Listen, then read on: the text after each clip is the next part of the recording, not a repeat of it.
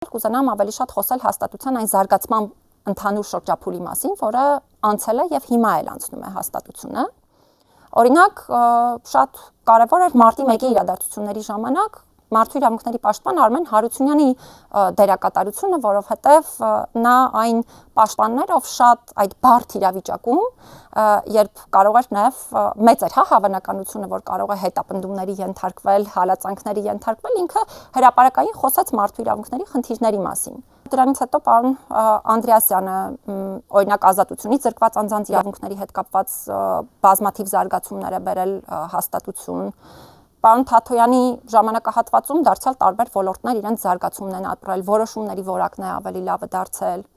Երբ խոսենք արդեն իմ ժամանակահատվածում հաստատության զարգացման հետ կապված, աներկբա է մի բան, օրինակ, որ մի ոլորտ, որը անընդհատ հաստատության առումով նաև միջազգային կազմակերպությունների կողմից էր քննադատվում,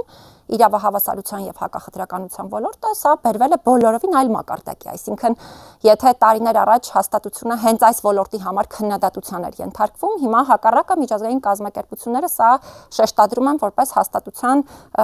շատ կարևոր ոլորտ, որը շատ մեծ զարգացում է ապրել։